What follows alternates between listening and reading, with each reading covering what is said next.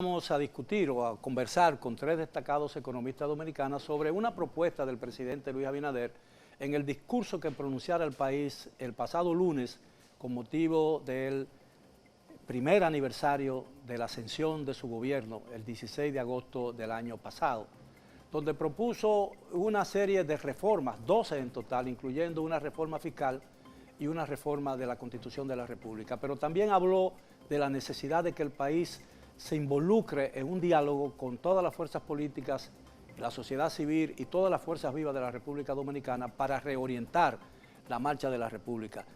Hoy vamos a hablar de ese tema con los economistas Marcelo Puello, Henry Ebrard y Héctor Guiliani Curia, a quien les doy la bienvenida. Gracias por aceptar nuestra invitación. Gracias por la invitación. Igualmente.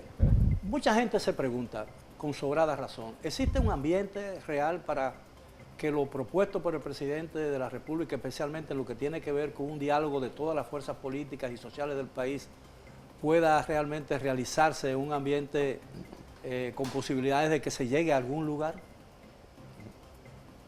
Dale para adelante, Henry, que usted es el de mayor edad aquí. Está bien.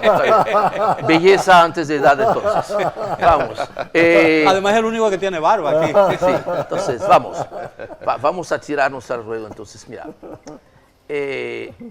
No sé si existen todas las posibilidades. Ahora, yo creo que la necesidad sí está. Yo creo que la necesidad sí está. Y hay un tema que corresponde también al ciclo político.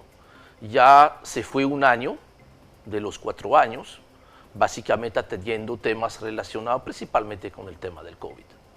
Entonces, implementar una agenda de puntos que estaban en un programa de gobierno, si tú no lo metes ahora, conjuntamente con lo que sería el presupuesto 2022, como sería en el caso de la reforma fiscal integral, después ya no te va a dar tiempo o ya tú no tendrás el mismo capital político, que yo no sé mucho de capital político. Lo único que sí sé es que hoy probablemente tengo más que dentro de 12 meses, porque así funciona en todos los países. Entonces yo creo que fue interesante por lo menos tratar de articular lo que hasta el momento hacía falta. Era tener un relato.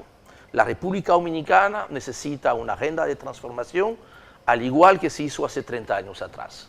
Yo creo que se está saliendo de una crisis muy grande, muy profunda, por dicha, por una serie de razones, algunas que sí son decisiones acertadas, otras que es un conjunto de factores a nivel global que favorece a la República Dominicana, pero pensar que solamente vamos a volver a la situación de antes, yo entiendo que eso no es ni factible ni deseable, porque el crecimiento económico que hemos tenido en los últimos 20 años no ha sido un crecimiento económico que le ha llegado a la gente. Entonces, el reto está ahí. Lograr transformar un sistema no es fácil. Quien tiene la responsabilidad de quizás de construir ese relato es el presidente. ¿Cuál será el resultado?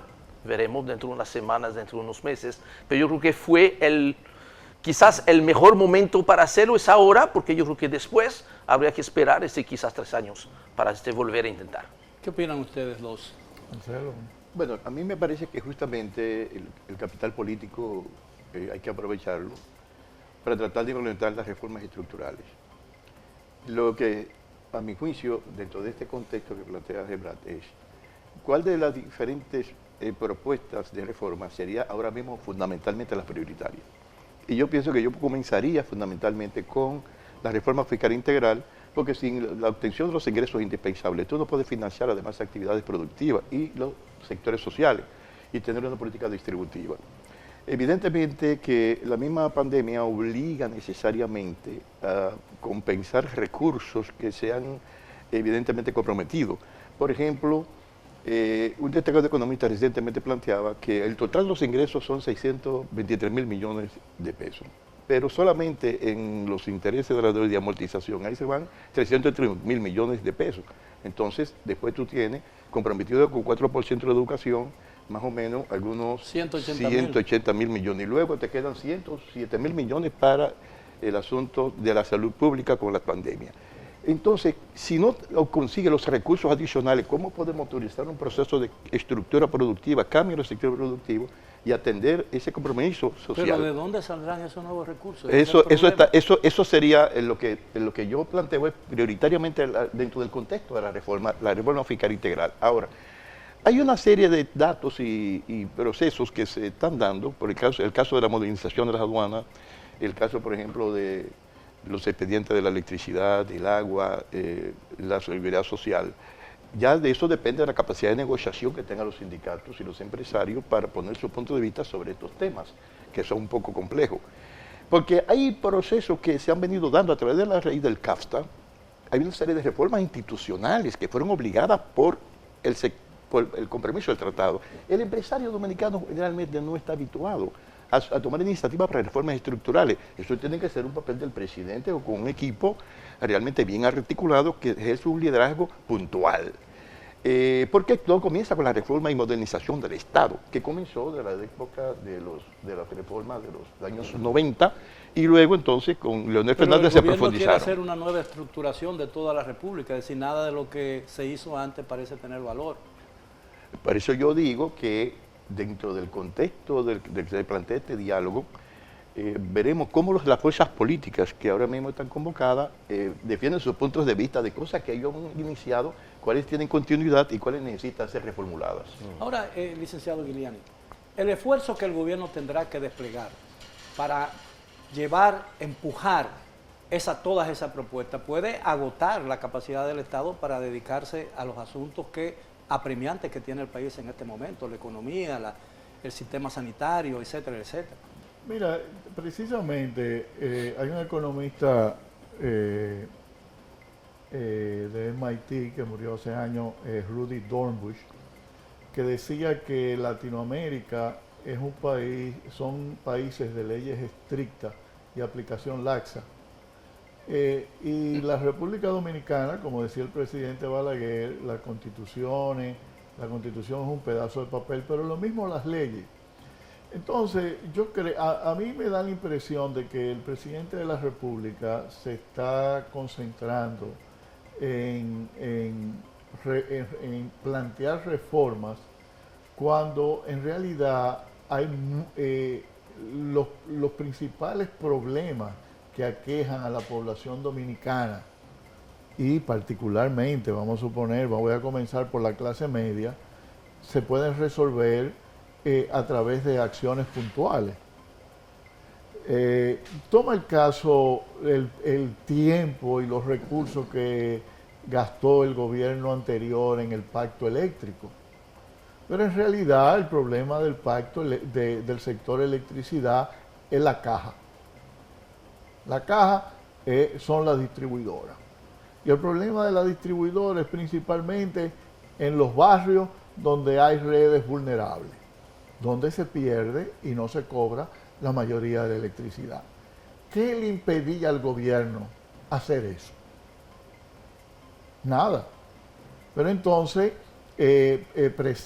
visten o dan una imagen de que están haciendo algo, presentando un diálogo de que estamos avanzando, cuando en realidad pueden ir resolviendo problemas de manera precisa.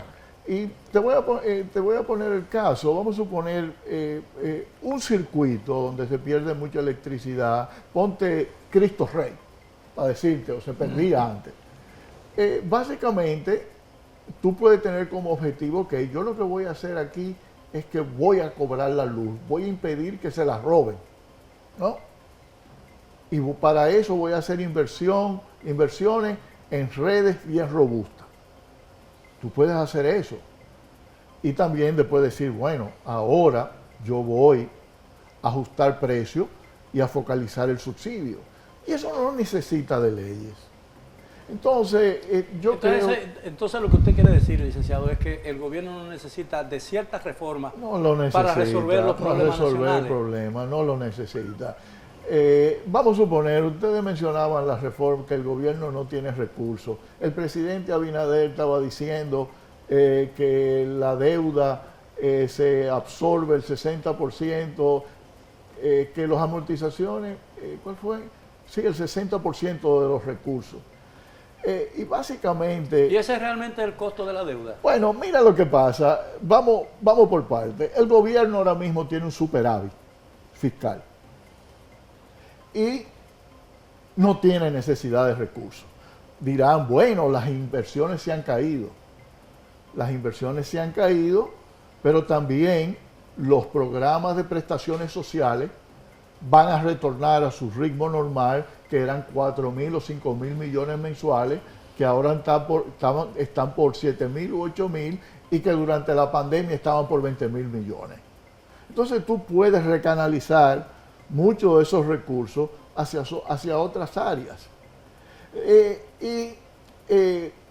Y también decir, bueno, si yo voy a hacer una reforma tributaria, ¿para qué la voy a hacer?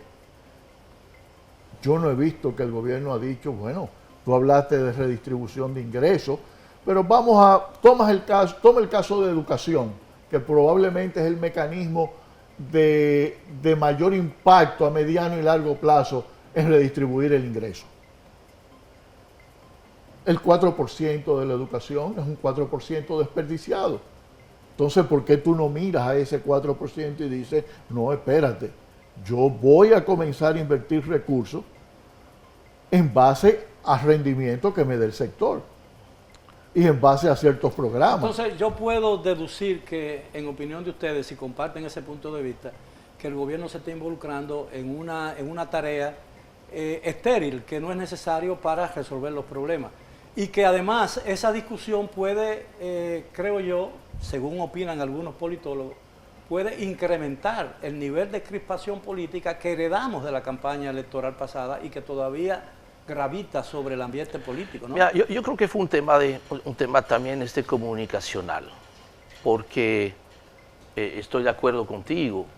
El tema principal, más urgente por el problema de calendario, es la reforma fiscal. Porque es muy difícil pensar que se va a poder salir con un presupuesto 2022 que no incluya una reforma, por más mínima que sea, porque tú te vas a crear un tremendo lío con las agencias de calificación de riesgo.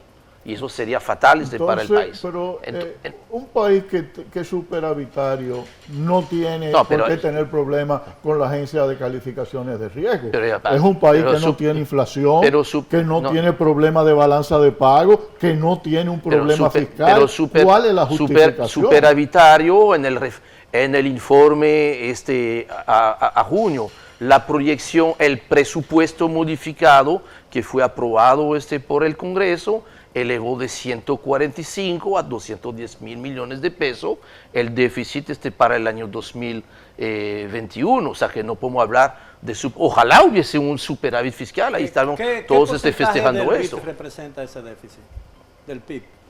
Tú vas a cerrar el año con un PIB de 5.200 billones de pesos. Tú estás hablando apenas un poquito más de un 4%. Del PIB. Ahora, habría de volver... ¿Es un déficit histórico o no? No es ni lo es en términos de peso, porque el año pasado cerramos en 340 mil millones de pesos. Ahora, la situación es que el año que viene hay una serie de cosas extraordinarias que no se van a repetir este año. O sea, dentro de los ingresos de este año hay una serie de ingresos extraordinarios que tú no vas a volver a tener. Entonces, esto es importante, mandar claramente un mensaje de que tú vas a poder bajar el nivel de déficit. La idea no es que haya un déficit cero. Yo creo que la gente que está planteando un déficit cero es una locura. Eso es casi cerrar la economía. Es que ninguna empresa se puede manejar prohibiéndose pedir prestado a un banco. O sea, tú necesitas financiar el desarrollo. Inclusive sería muy injusto desde un punto de vista generacional, porque entonces todo el costo de las obras futuras lo estaría sufragando la generación de hoy. Sería muy injusto. La preocupación que se observa en el ámbito nacional es que cuando se intenta un diálogo con un objetivo determinado y el diálogo fracasa, evidentemente hay que esperar mucho tiempo para intentarlo de nuevo, ¿no? Y sabemos que el gobierno, si bien tiene mayoría en el Congreso, en la forma en que lo ha planteado el presidente. No se trata solo de la aprobación de una ley por el Congreso, porque el presidente ha hablado de la necesidad de que todas las fuerzas políticas caminen juntas en este proyecto, ¿no? Y a mí me parece que no existen condiciones políticas para que eso pueda ocurrir. Hay que ser 2 o 3 para bailar tango. No, pero es que, fíjate, ahí es que viene el problema. Tú eliges un gobierno y le das una mayoría para que tome decisiones. Tú no tienes que involucrar o llamar a un diálogo nacional, ni involucrar a todas las fuerzas políticas. Tú presentas tu reforma y tú la vas y la peleas en el Congreso como debe ser. Para eso fue que te eligieron. Si no, entonces tú sobras. ¿No? Porque es la realidad. A usted le dieron un mandato para gobernar y se lo dieron a través del Congreso y lo eligieron usted como presidente. Entonces usted presenta la reforma. Yo creo que en esa línea, por ejemplo, fue lo que hizo Biden. Biden estableció su presupuesto y un programa de reactivación económica. Él peleó y negoció con sus allegados demócratas y luego se fajó con los republicanos y negoció ese plan de reestructuración económica y de ayuda con la cuestión de la pandemia. Es decir, el presidente asumió el papel de ejecutar las políticas como tal y defendió básicamente frente a los demás poderes públicos cuáles eran los objetivos y las intenciones de su programa de gobierno en este contexto. Ahora, en la situación que está el país, embarcarse en una reforma fiscal que ha traído, que no se ha logrado en muchos años, ¿no? Porque es un mandato de la ley de Estrategia Nacional de Desarrollo. Estrategia Nacional de Desarrollo. Involucrarse simultáneamente con una reforma constitucional que tiene muchas aristas y todo el mundo sabe que es un camino un poco espinoso. Y en medio de una reforma de la policía y otras 12 o 10 reformas que el presidente ha anunciado, este es el momento oportuno para una tarea que parece por encima de la capacidad de un gobierno en este momento, porque muchas de esas decisiones tendrán que tomarse por conjunto, ¿no? No solamente el voto en el Congreso a favor del partido de gobierno no parece suficiente para impulsar todas esas cosas en un plazo breve.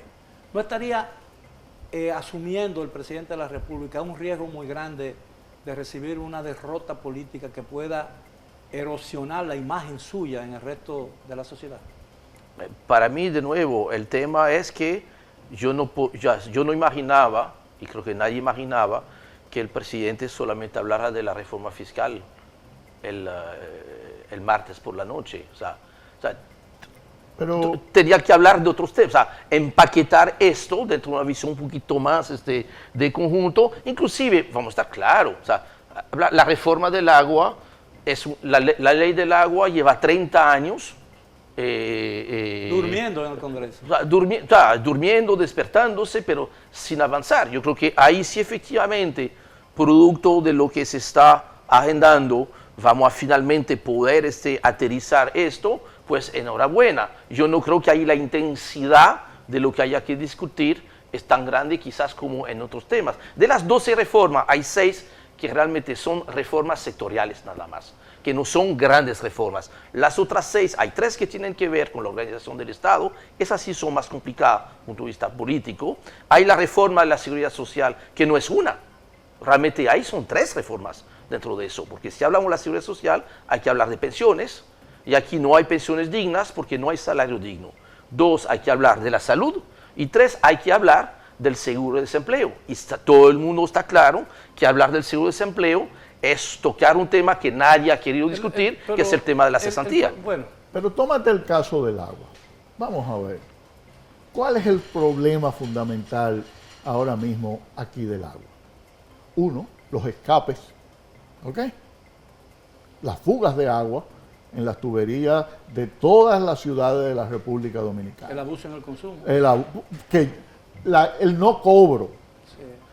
Mira, yo nací en los tiempos de Trujillo. En Barahona se medía el agua.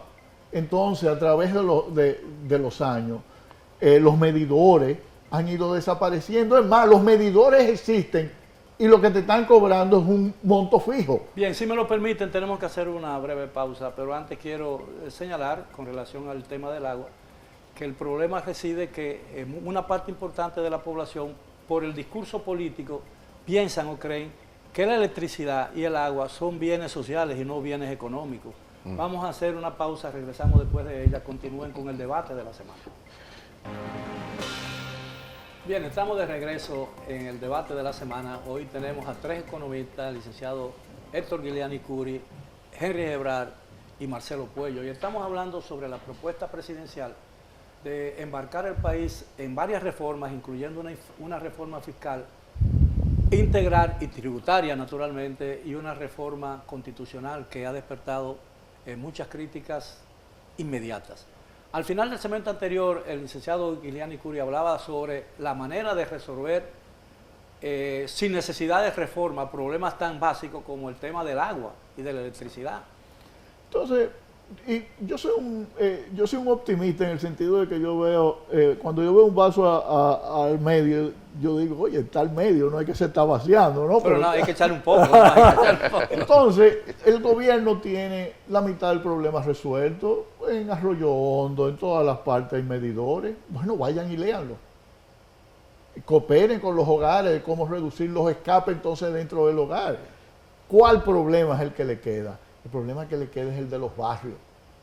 Pero ahí tú tienes que hacer un trabajo social, un trabajo con la Junta de Vecinos, de concientizar, de hablar con ellos, concientizarlos, y eso es lo difícil, y eso es lo que ninguno hace.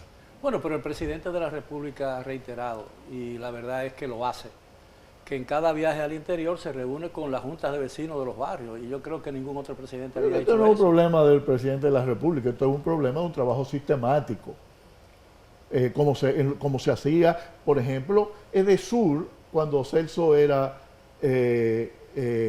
administrador de la corporación, oye, tenía un equipo conformado por técnicos dominicanos excelente en los trabajos sociales. Bueno, trata de reproducir eso para los problemas serios como el agua, la basura y la electricidad. Entonces, tú tienes que buscarle soluciones inmediatas a los problemas de la población. Tú tenías un barrio como Sagrario Díaz, ahí mismo detrás de la farmacia Brasil en la Bolívar, en la Rómulo Betancourt. Oye, donde la gente tenía que sacar una bomba para coger agua y llevársela para su casa. No, hombre, no, vamos a respetarnos. Esas son cosas que se pueden solucionar con un trabajo social y concientizando a la gente de que tienen que pagar el agua. Ahora, la propuesta del presidente revelan a un hombre realista que está bien posicionado, que tiene realmente los pies en la tierra. Mira, Nuevamente. O sea, nuevamente, yo creo que hace falta un relato. Tú no puedes hacer transformaciones sin crear un relato, explicarle a la gente por qué va a ganar y por qué va a perder. O sea, esta narrativa... Y tiene que ser un relato bien hecho, ¿no? Sí, entonces, obviamente, en los cuentos de hadas hay realidades, pero hay hadas. Por pero eso el problema es que tú necesitas poner a la gente a soñar un poquito. El presidente actúa como el relator. Hace el papel de su propio vocero. Bueno, es ahí donde una vez que tú estableciste el relato, tú necesitas tener relevos y gente que va a hacer realidad este relato. Porque si relato queda, no va a durar mucho tiempo. Entonces, aterrizar esto son buenas medidas en la parte de tomar las buenas decisiones, pero lo que tú dijiste para mí es fundamental, es poner la gente, colocar a la gente en el medio mismo de lo que son las reformas. ¿Cómo tú vas a lograr convocar a la gente en los barrios? Porque la solución de los problemas no es que alguien esté allá en el alto gobierno ha tenido la trascendencia de descubrir la medida milagrosa. No, eso se necesita que la gente pueda participar en esto. Yo creo que en este sentido me parece válido el intento. Ahora, estamos conscientes del enorme trecho que hay y este gap que hay entre la realidad de lo que vive la gente, el sueño donde quisiéramos todos estar. Pero mire, por lo menos yo entiendo saludable de que hayamos tenido por primera vez en mucho tiempo una construcción de un relato en el cual, mira, se está empezando a poner a la gente, en vez de estar hablando que si la tasa de eso, la tasa del otro, los intereses de tal grupo o de tal grupo. Esto yo lo veo no como algo negativo, todo lo contrario. Y ojalá eso sirva para que entonces detrás de eso movilizar a la gente. Eso es mucho más difícil. Eso Mira, yo vi un esfuerzo que se hizo muy grande.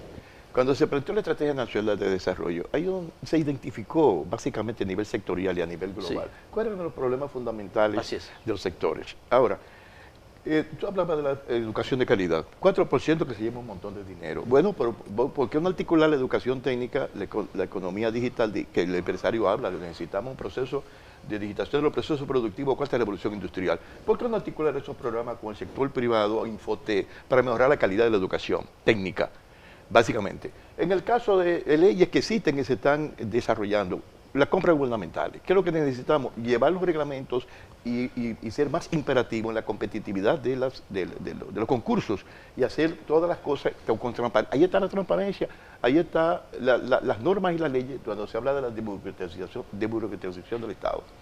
El caso, por ejemplo, que se está vendiendo ahora, que 24 horas de desalinización. Señores, todo eso, el operador económico autorizado, la gestión y práctica de riesgo, todo se estaba implementando a través del CAFTA. Lo que se ha hecho es sistematizar una serie de elementos institucionales que ya estaban en marcha. Lo que, a mi juicio, es articular acciones concretas, específicas, de cómo las instituciones que tienen que ver con problemas sectoriales, vinculadas a esos problemas globales fundamentales de la sociedad. Y que el presidente diga, aquí estamos, ¿qué es lo que queremos? ¿Hacia dónde vamos? Es decir, tiene que haber un marco de referencia. ¿Hacia dónde? Estamos aquí y vamos a llegar a exactamente. Aquí. Estamos aquí. Usted, entonces, que el vamos a llegar a esto. No ha marcado ninguna distancia, es decir, no ha dicho dónde queremos ir. Mira, Marcelo ha dicho algo importante y te voy a poner el caso del problema de la aviación aquí. Ajá. Que cómo mejoró eso sustancialmente de no estar en los aeropuertos preparados con una clasificación X a una clasificación. Exactamente. Es decir, nosotros podemos, pero tú tienes que plantearte metas específicas. Sí. Tú tienes que decirle, tú tienes que ir a la Junta de Vecinos con el 4% de la educación y decirle, bueno, mira, estas son las pruebas de tus hijos, no de la prueba de educación que hacía Milagro Ortiz Bosch, donde todo el mundo pasaba, ¿entiendes? Que era, los profesores le decían a los alumnos, sino evaluado imparcialmente, ¿ok? Decirle, mire, esto es lo que hay, esos son los resultados de sus hijos. ¿Ustedes quieren esos profesores? Porque es así. Porque su hijo, el factor determinante del ingreso futuro de un niño es la educación.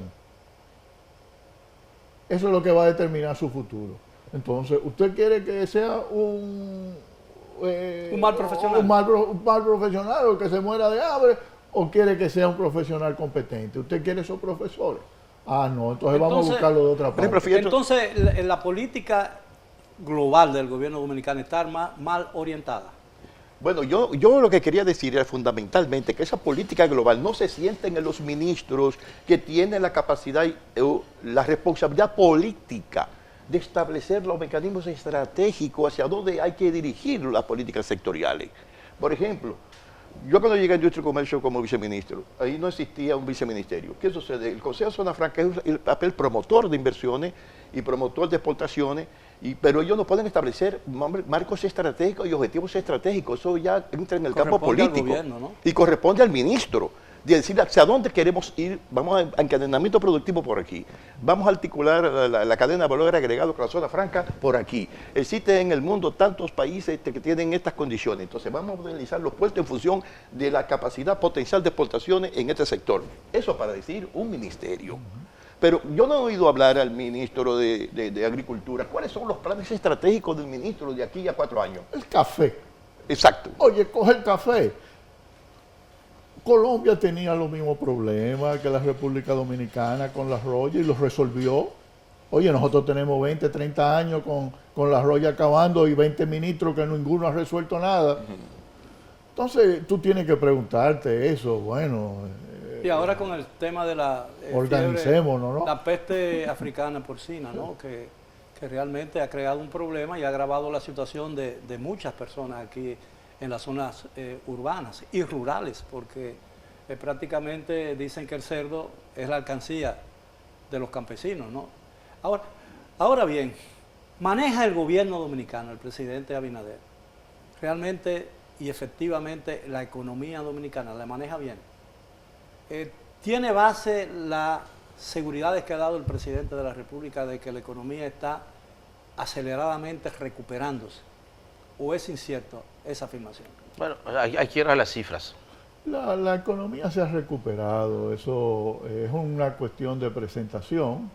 El gobierno trata, por un lado, de hacerla bien y lo compara con el año de la pandemia, y Leonel Fernández la compara con el 2019, pero la economía se ha estado recuperando. Pero, ¿cuál de esas dos comparaciones es la correcta? Bueno, las dos son correctas, hay una recuperación, eso no es sin lugar a dudas. Lo que pasa es que, a diferencia de lo que ha dicho el presidente Fernández, yo creo que las dos lecturas dicen ambas que la economía se ha recuperado.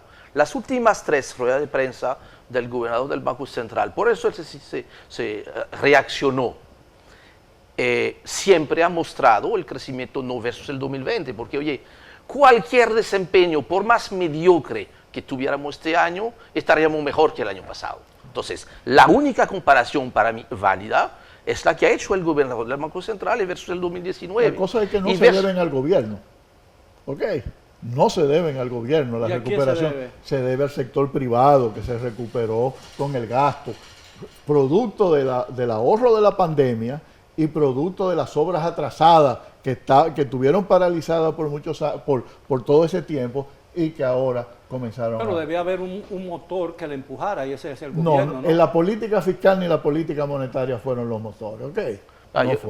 Mira, yo puedo diferir un poquito en algunos aspectos. ¿En qué un presupuesto superavitario es un motor?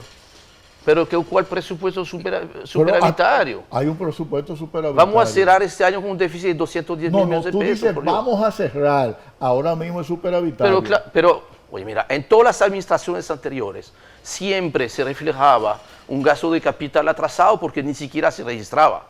Hay un poquito más complejo porque efectivamente sí, hay un atraso de verdad que no se justifica porque no es por falta de dinero. El dinero está.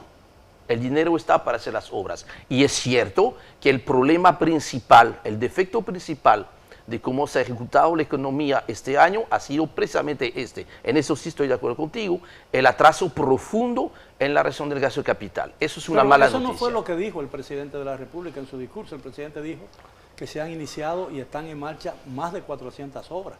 Incluso obras que permanecieron muchos años paralizadas en la administración anterior. Eso lo dijo el presidente. Sí, hay una mezcla, mira, hay una... No se ven los números.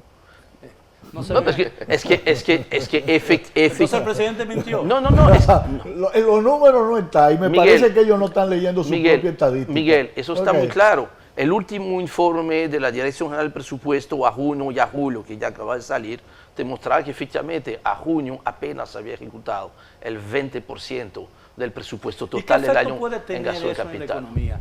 Porque el gobierno habla de ahorro, pero se ahorra, yo supongo que cuando se ahorra, cuando tú consigues un objetivo con menos dinero del que se había presupuestado. Un atraso pero dejar no de hacer una obra no constituye un atraso, no es un ahorro. Un ahorro es haber logrado hacer con la misma calidad algo por menos dinero. Eso sí es un ahorro. Ahí no estamos hablando de eso, ahí estamos hablando de atrasos. Ahora, si esta mala noticia del primer semestre se recupera en el segundo semestre, esto te va a garantizar más crecimiento, porque obviamente esas obras que no se han hecho y muchas obras pequeñas que son necesarias en las provincias, pues eso te moviliza en la economía. Eso es algo que sí, que faltó durante el primer semestre. Ahora, la parte monetaria, yo creo que la República Dominicana ha sido en Latinoamérica el país que ha hecho el mayor esfuerzo de política monetaria, 4.5% del PIB. Ningún país en Latinoamérica ha hecho este esfuerzo monetario. Caballeros, tenemos que hacer una última pausa. Regresamos después de ella con la parte final del tema de esta noche. Continúen con el debate de la semana.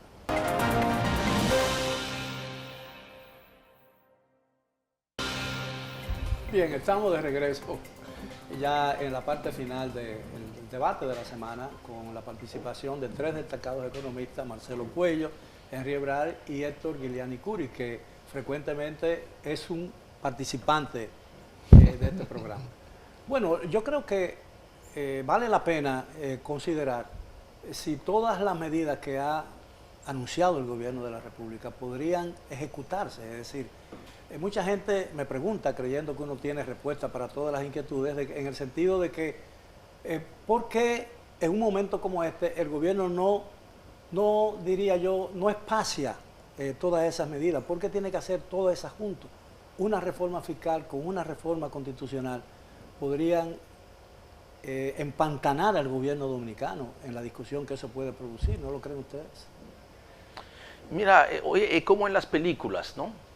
Que te ponen en el reparto ahí de todos los actores, no quiere decir que están durante todo el tiempo de la película al mismo tiempo en la pantalla. Entonces, yo creo que tiene que haber un orden de aparición en la pantalla que no me queda completamente claro. Yo, si fuese a elegir de los 12, yo creo que el presidente quiso hablar, porque tenía que hablar de la reforma fiscal integral, pero si hubiese hablado solamente de esto, posible que hubiese traído otros tipos de reacciones. Ahora, ¿a quién afectaría esa reforma fiscal? ¿A la clase media, a la clase rica, a la clase empresarial, a los más vulnerables? Porque esa es una inquietud que existe en el... No, todo depende de cómo esté diseñada. Ahora, yo entiendo que hoy en día la mejor manera de incrementar los ingresos del Estado, que obviamente es un objetivo de esta reforma, no puede ser aumentando tasas. Pero entonces, ¿de dónde saldría el dinero? Te doy 3 cifras. Informalidad en el sector privado supera el 60% de los empleos. Evasión del impuesto sobre la renta empresarial y personal supera el 60%. Evasión del ITEVIS supera el 40%. Es ahí donde hay que concentrarse. Entre impuestos sobre la renta y ITEVIS se concentra el 63% de los ingresos del Estado. Entonces no va a haber necesidad de nuevos impuestos. Tú tendrás eventualmente, él lo puso en el discurso, fue interesante, modificó un poco entre el discurso anterior y él habló de la creación, eliminación, simplificación y reducción de tasas.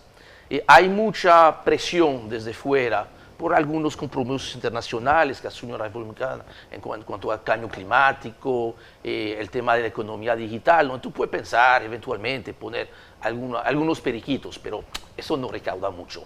Donde tú puedes recaudar y hacer una diferencia es el impuesto sobre la renta y el ITEVIS. ¿Y las exenciones al sector privado? Bueno, es parte de eso, pero es parte de eso. La mayor exención, el famoso gasto tributario, más del 50% del gasto tributario es el tema del ITEVIS. Ahora, ¿quién le pondrá? ¿Podrá ponerle el cascabel al gato? Ahora, mira, un problema, es cierto lo que dice Henry de la evasión, pero si tú te vas, por ejemplo, a previos artículos 4, que son las revisiones que hace el Fondo Monetario Internacional, tú verás que en un año el gobierno hizo un compromiso de que la DGI iba a aumentar los ingresos sustancialmente como resultado de los esfuerzos para combatir la evasión y todo ese tipo de cosas, pero después en el otro informe, artículo 4, tú ves que fracasó, que no recaudó los impuestos que se esperaban, y por mucho. Entonces, hay una falta, tú puedes decir, bueno, ¿puede la administración tributaria remediar eso? ¿Y a quién es que le va a caer arriba? Entonces, a que siempre le cae arriba es a la clase media. Ahora, ¿puede el gobierno realmente, tiene el gobierno capacidad para identificar todas las formas de evasión que existe en todos los impuestos del país? Yo me digo que probablemente la tenga, porque la clase media, a cualquiera que tenga un pequeño negocio, si deja de reportar una factura de 2 pesos del ITEVIS, inmediatamente es identificado. Entonces no me entiendo. Bueno, es que ellos le caen a los chiquitos también. Espérate, vamos a... ¿Y por qué le caen solo a los chiquitos? Porque con eso, a eso le pueden hacer lo que le dé su gana. Entonces, castigando a los chiquitos no vamos a llegar a una reforma fiscal justa, ¿no? No, de hecho, es por eso, mira, Si pensamos que vamos a poder cambiar las cosas dejando las cosas tal como están, obviamente no va a pasar. Entonces, la única manera de poder mejorar esas cosas es haciendo una serie de cambios importantes. Por ejemplo, mira, tú no puedes pretender que la gente que está informal, los negocios pequeños, se van a formalizar con una tasa de un 27%, con un sistema muy complicado, donde prácticamente para cumplir tú tienes que despedir a un vendedor para contratar a un contador. Pero además después pagar a un CPA. Eso es lo que estoy diciendo. PhD, sí. Entonces, ahí hay mucho espacio para mejorar. Tú vas a tener que bajar la tasa de impuesto, por lo menos el corporativo. Ahora, esto tiene que dar la oportunidad. Por eso tiene que discutirse con otras reformas, con el incremento salarial. A mí me parece, si bien hay una exención y no se paga impuestos sobre la renta sobre el nivel completo del salario, ¿no? Hay una gracia. Pero al final, el impuesto impuesto sobre la renta es de alrededor de un 29% para las empresas y para los particulares. Sin embargo, el impuesto al juego es de solo un 15%. A mí me parece que hay una contradicción tremenda. Es decir, se premia al juego y se castiga el trabajo. Tú le vas a tener que preguntar a los diputados y a senadores que toditos tienen banca de apuestas. Pero es cierto, ¿no? Es una contradicción. Que ese es su negocio. Bueno, pero no perderían nada tanto porque a quien se graba es al que se saca la loto, no Sí. al dueño de la loto. Pero ahí tú tienes un tema que es importante, que es el tema de la... Hay espacio para mejorar mucho Bueno, la yo equidad. espero que no aumenten el precio el impuesto a la ganancia hasta que yo no me lo saque. No, ahora... Después que yo me lo saque. Ahora, fíjate, en el mismo tema del ITEVIS hay mucho espacio para hacer muchas cosas. La tasa máxima del 18% es alta, porque además de la evasión, además de la informalidad, el ITEVIS alcanza apenas el 45% Ahora, de los licenciado bienes y Puello, servicios. ¿qué puede hacer el gobierno dentro de sus posibilidades, sin alterar las aguas, para mejorar la captación de recursos en una reforma que sea justa y que no grave sobremanera a grupos que ya están muy afectados por los impuestos? Es difícil. Fíjate una cosa, cuando usted habla del pueblo de reforma fiscal, la gente lo que entiende es que van a incrementar los impuestos. Entonces hay un problema de resistencia de la clase media y de los sectores populares. Entonces, ¿qué sucede? Que cuando uno observa fuera de los argumentos de las personas del pueblo, en cuanto a los economistas que hablan, no, porque hay un 70-30, lo que plantean es, ¿por qué no se graba la ganancia? ¿Por qué no se graba la propiedad? ¿Por qué no se graba el patrimonio? Es decir, hay una intención, una especie de consenso dentro de muchos economistas, donde la clase de poder, los grandes empresarios, deberían de aportar mayor cuota de sacrificio en esta reforma fiscal, si se habla de reforma fiscal integral. Sí. Y que no se grave tanto los bienes de consumo, y que no se grave también servicios fundamentales también, que no se grave eso. Entonces, evidentemente que aquí lo que tenemos que ver, ¿cuál sería la capacidad de los sectores de interés, los agentes de poder económico, que pueden o no boicotear cualquier tipo de iniciativa de reforma estructural que vaya al Congreso? Es decir, hay un papel también de los medios de comunicación, los grandes empresarios, de las grandes empresas, que tienen medios de comunicación, que tienen mucho dinero y muchos recursos. Entonces van a tratar de buscar que todos los comentaristas de televisión, todos los comentaristas de prensa se expresen en contra de una reforma fiscal fundamental que va a llegar a sus intereses. ¿Cuáles son las excepciones? Hay que hablar, no, que hay que hablar claro. Es decir, hay que hablar, en ese caso hay que hablar, porque la mayor parte de los economistas y la mayor parte de los hacedores de opinión pública no quieren hablar claramente de cuáles serían, objetivamente, cuáles son los sectores de poder. Porque las tres clases fundamentales son los trabajadores, los empresarios y el gobierno. Y de hecho... Es decir, los trabajadores y los empresarios, son los terratenientes, los trabajadores y los empresarios. Entonces, tú vas en un momento determinado donde no necesitas ni siquiera una ley de captación de impuestos con el impuesto al valor económico de la renta de la tierra, por ejemplo. No, te lo van a bloquear si existiera un catastro organizado y si existiera, por ejemplo, una ley territorial bien definida para captar, bueno, estos terrenos son baldíos, hay que grabarlo porque está ubicado en la Winston Churchill, no ha importado ni un centavo y esto ha crecido con la población, el comercio, la inversión pública. Entonces ese terreno está ganando, está apropiándose, especulando con la renta, especulando con los bienes raíces. Entonces hay un mecanismo, aquí hay un escenario amplio de dónde buscar recursos. Mira, Marcelo, todo, por ejemplo, los impuestos a la propiedad de bajas tasas se plantearon en la reforma del 90-92. Simplemente el gobierno del presidente Balaguer no quiso meterse en eso. Y era amplio y de amplio alcance. Alcanzaba a todo el mundo. Bueno. Ahora, déjame decirte una cosa, Miguel. Yo en verdad le tengo lástima al gobierno. En el sentido, lo que dice Henry es cierto. Tú puedes reducir la evasión. Pero para eso tú te vas a tener que embarcar en un programa de consolidación fiscal de mediano y largo plazo. Sí. Entonces tú no puedes hacer eso si tú al cambiar el gobierno barren la DGI, como han barrido. Sí. ¿Okay? Entonces tú te estás clavando tú mismo el cuchillo. Tú cambias las cabezas, pero tú no tienes que barrer con los cuadros técnicos. Y eso lo han hecho todos los gobiernos. Lógicamente que con el PLD, al estar más tiempo en el poder, hubo mayor estabilidad. Pero si tú te vas a embarcar en lo que dice Henry, tú tienes que hacerlo a mediano y largo plazo porque es un trabajo de carpintería. Sí. Ahora, gravar, por ejemplo, la propiedad, por ejemplo, puede erosionar un sector que ha estado creciendo y que juega un papel importante en el crecimiento de la economía, por ejemplo, la construcción. Si siguen aumentando el IPI, por ejemplo, para gravar la propiedad, la industria de la construcción se va a caer.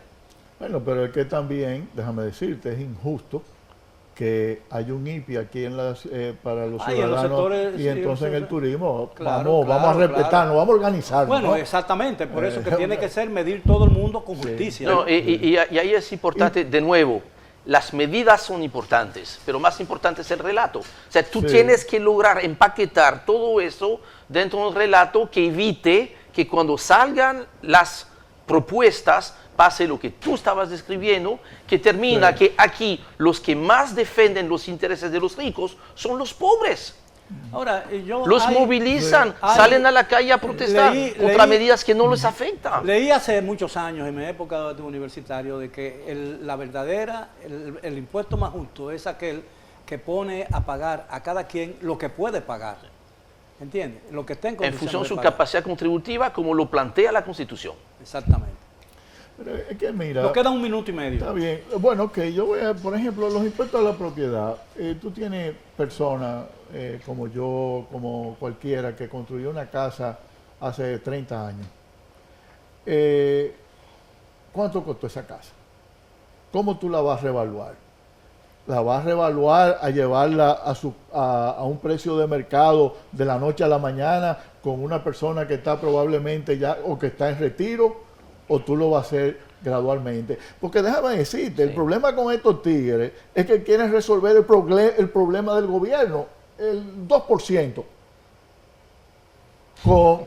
del gobierno de Danilo Medina. Era para resolver el problema del gobierno de Danilo Medina. No era para buscarle soluciones a largo plazo al sistema tributario. Y eso es lo que debe pensar el presidente Abinader.